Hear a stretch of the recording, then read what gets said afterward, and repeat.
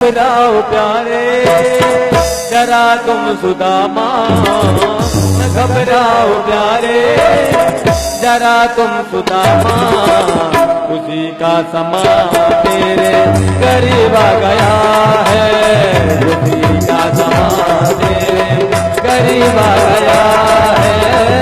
अरे द्वार पालो कन्हैया से कह दो, अरे द्वार पालो कन्हैया से कह दो, इधर बेसुरामा गरीब आ गया है, इधर बेसुरामा गरीब आ गया है, इधर बेसुरामा गरीब आ गया।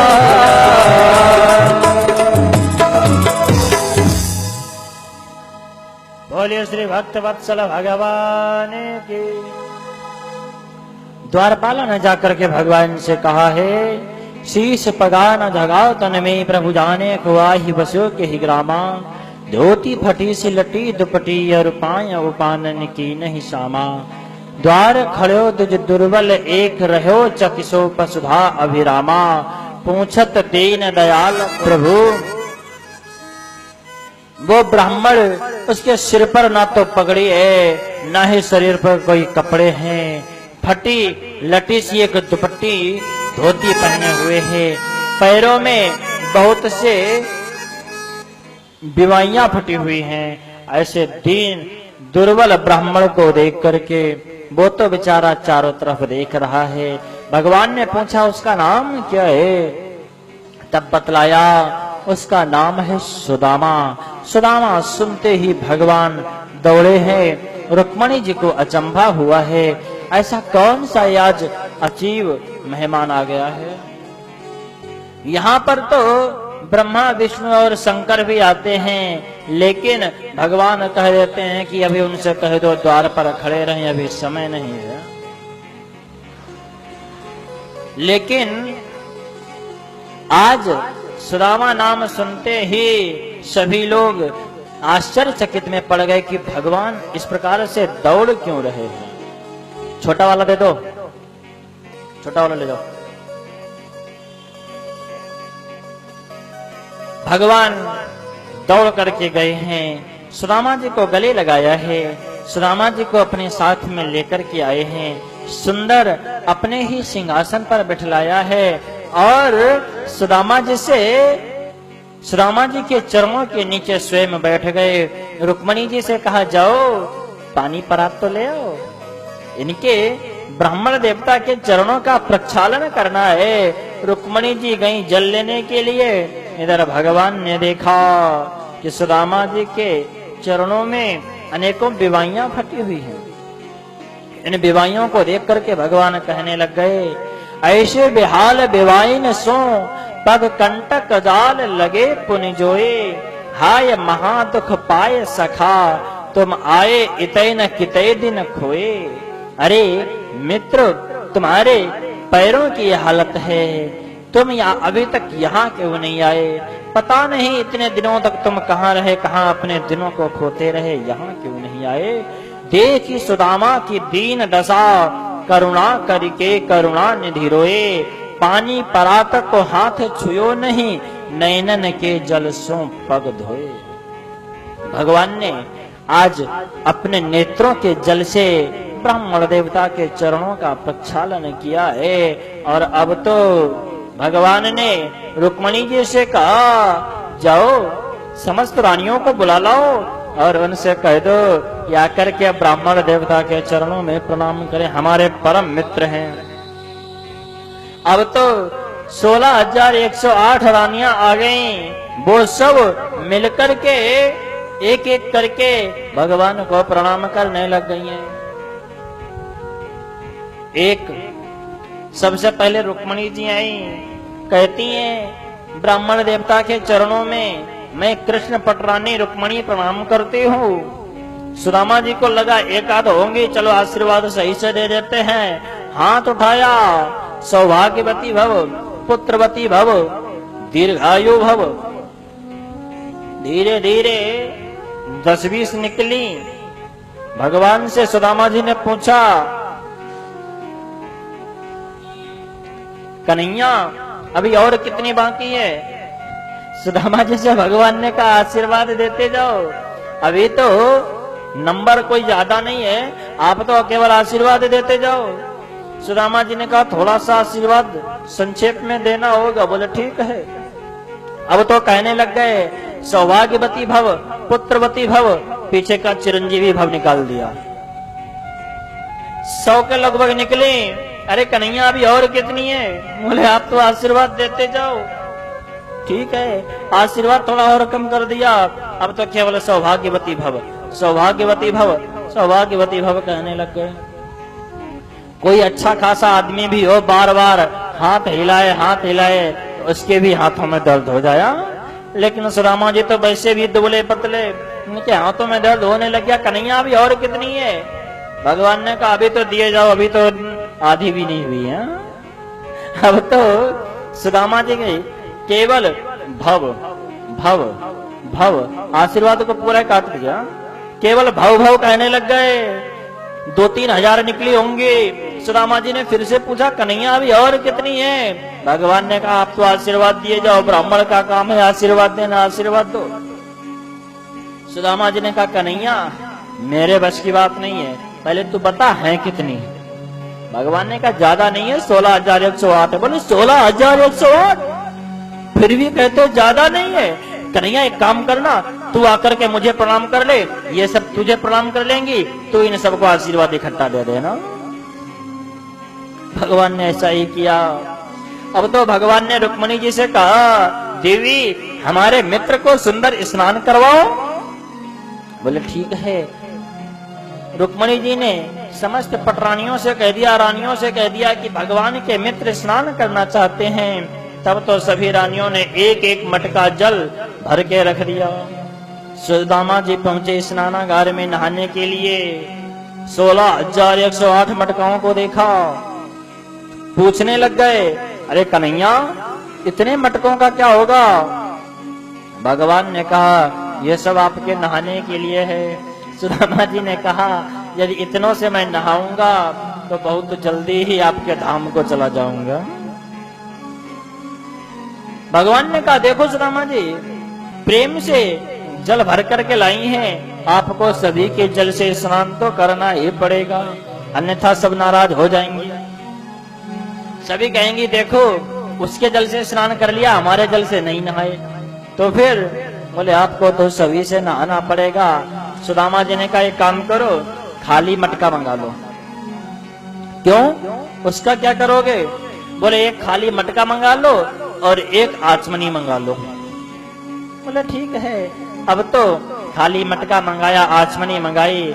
सुदामा जी ने एक एक आचमनी जल सभी में से निकलवाया, एक घड़ा भर गया, उस घड़े से अपने आप खुद स्नान कर लिया। सुंदर वस्त्र पहनाए गए। भगवान ने सुदामा जी को सुंदर भोजन कराया है। और फिर भगवान ने सुदामा जी से पूछा अपि ब्रह्मण गुरुकुलाद भवता लब्ध दक्षिणात् समावृत्तेन धर्मज्ञ भार्योढ़ सदृशीनवा। सुदामा जी आपको गुरुकुल की बात याद है ना? एक बार गुरुकुल में माता जी ने चना दिए थे, वो चना तुमने अकेले ये खा लिए। अच्छा एक बात बताओ, गुरुकुल की बात जाने दो, तुमने गुरुकुल से आने के बाद कोई विवाह इत्यादि किया है कि नहीं किया? सुदामा जी ने कहा किया है। बहुत कंजूस हो, विवाह किया, एक बार भी फोन नहीं कर सकते थे, बुला नहीं सकते थे?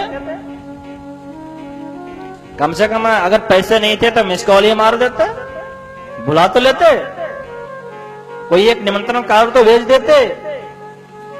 सुदामा जी ने कहा सुनो मैं तो था गरीब ब्राह्मण, मेरे पास ना तो मोबाइल था ना तो पोस्ट कार्ड के लिए पैसे थे, फिर तुम्हारे पास, अच्छा बताओ तुमने कितने विवाह किए? बोले 16,108। सुदामा जी था कोई बात नहीं, लो राजा थे, तुम्हारे पास तो बहुत सारी धन संपत्ति थी, तुमने कितने विवाहों में मुझे बुलाया? एक विवाह में भी पत्रिका डाल देते, बुला लेते। भगवान ने कहा सुदामा जी विवाह तो हुए 16,108, लेकिन किसी में भी भांवर नहीं पड़ी है। फिर बोले सबकी सब भगा करके लाया हूं। बता दो अगर किसी में कोई भांगड़े पड़ी हो। सब गए, उठाए, चुराए, भागे, लेकर के चले आए। यही काम हुआ है।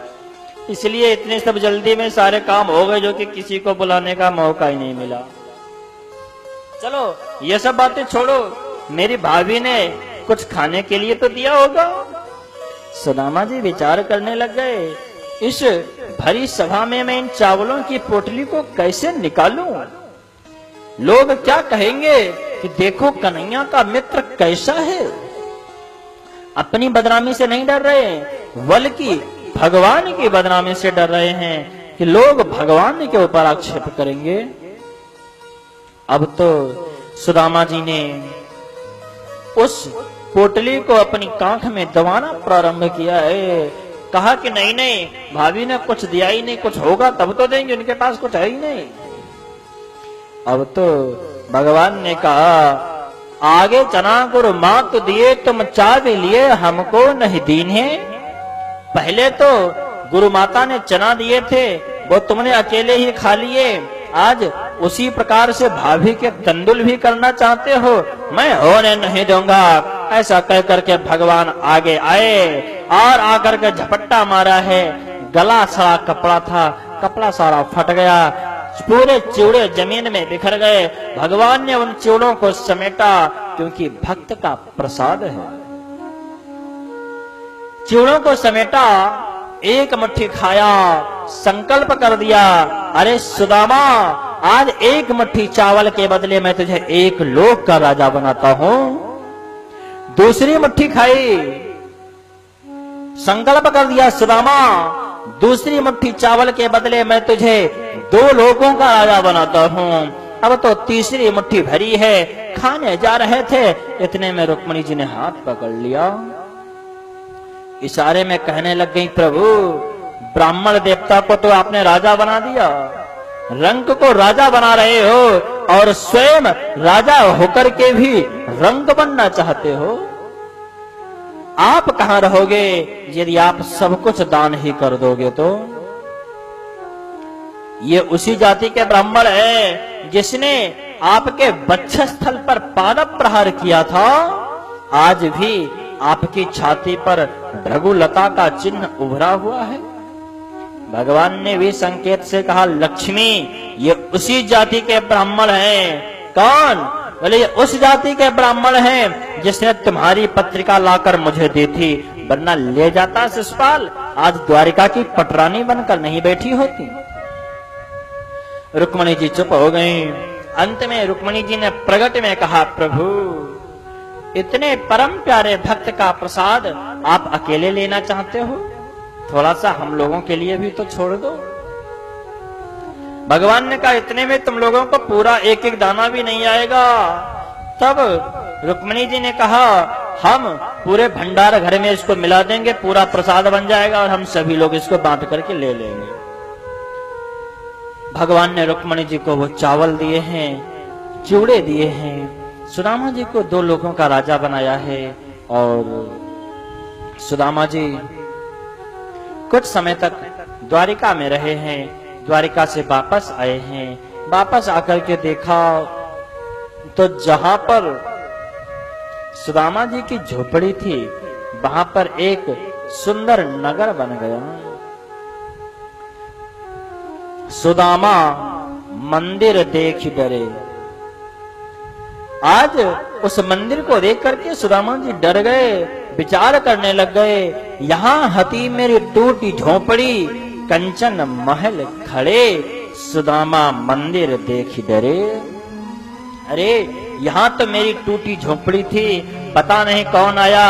अच्छा मैं मित्र से मिलने गया, मेरी जो टूटी फूटी झोपड़ी थी वो भी किसी ने हटा दिया।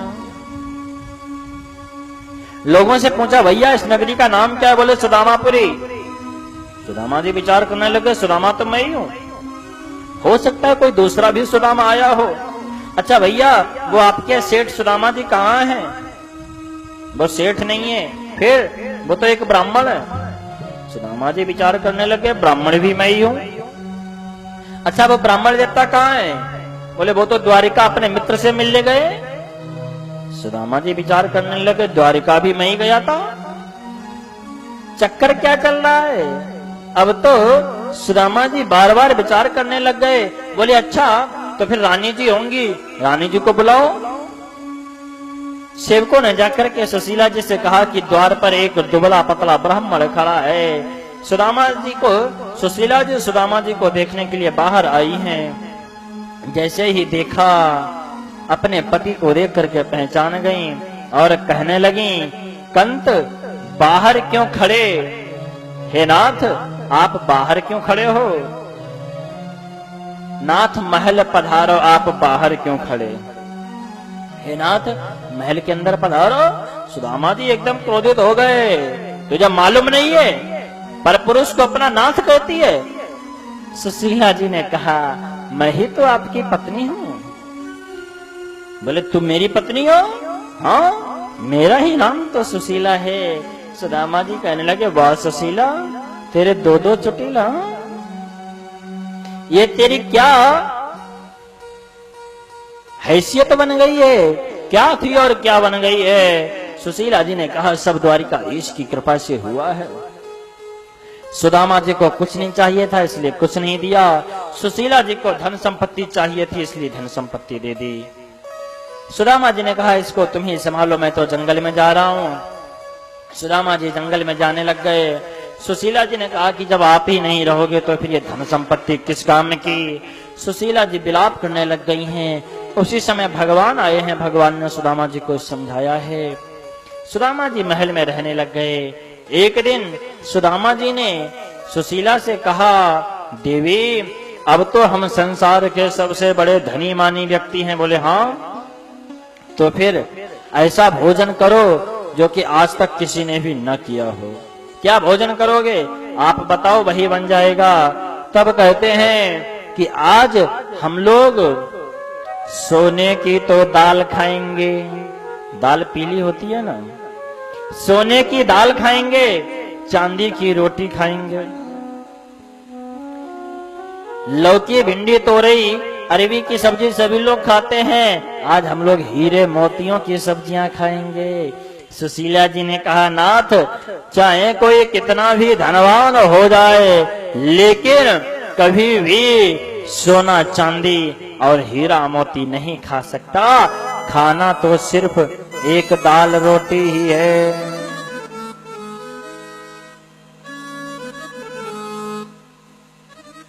खाना तो सिर्फ एक दाल रोटी ही है।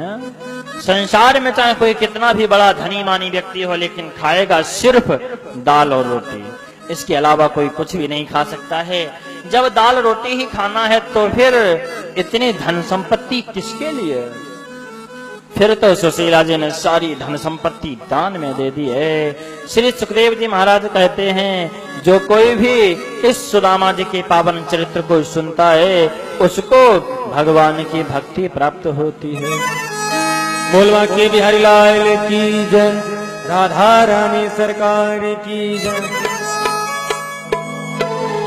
ओ तेरे नैना बड़े रसीले, ओ मोटे मोटे बड़े कटीले, तैनू नजर नहीं लग जावे,